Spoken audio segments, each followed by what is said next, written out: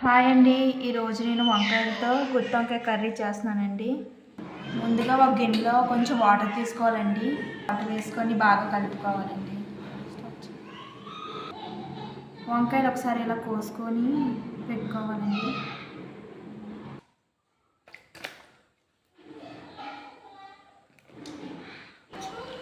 ఇప్పుడు మసాలాకి ప్రిపేర్ చేసుకుందామండి.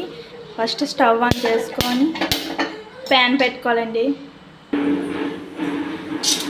స్పూన్ జీలకర్ర,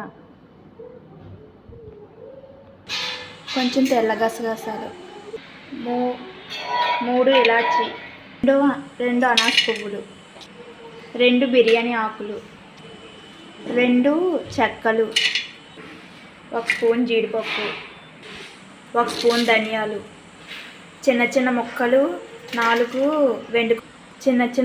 4 వెండి కొబ్బరి, 1 స్పూన్ పల్లీలు గోరువెచ్చగా అయ్యేంత వరకు వేపుకోవాలి. పెద్దగా కట్ చేసి పెట్టుకున్న 3 ఆనియన్స్, 2 టమాటోస్, 4 ముక్కల అల్లం, 10 రెబ్బలు వెల్లుల్లిపాయలు పేస్ట్లా చేసుకోవాలి. ప్యాన్ పెట్టుకొని 2 టేబుల్ స్పూన్ ఆయిల్ పోసుకోవాలండి. ఆయిల్ బాగా హీట్ అయ్యాక మనం ముందుగా కట్ చేసి పెట్టుకున్న వంకాయలని ఇందులో వేసుకోవాలి.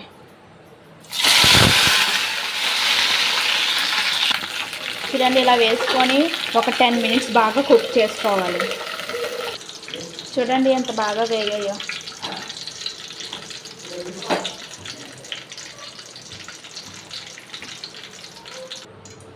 చూడండి, ఇలా వేపుకోవాలి. మనం ముందుగా పేస్ట్ చేసి పెట్టుకున్న దాంట్లోని మీకు టేస్ట్కి సరిపడినంత కారం వేసుకోవాలండి. నాకైతే 3 స్పూన్స్ పట్టిందండి కారం. నేను ఇందులో ఎటువంటి పచ్చిమిరపకాయలు లాంటివి వేయలేదండి. 3 స్పూన్స్ వేసానండి కారం. బాగా మిక్స్ చేసుకోవాలి, బాగా కలుపుకోవాలి. అదే ప్యాన్లోని 2 స్పూన్స్ ఆయిల్ వేసుకోవాలండి. మనం ముందుగా నూరు పెట్టుకున్న మసాలా ముద్దని వేసుకోవాలి.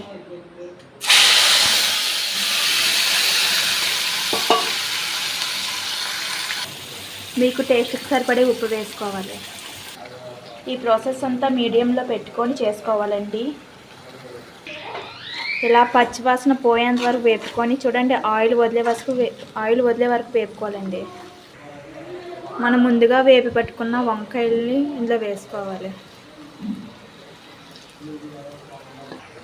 చూడండి, ఇలా వేసుకోవాలి. వేసుకున్న తర్వాత కొంచెం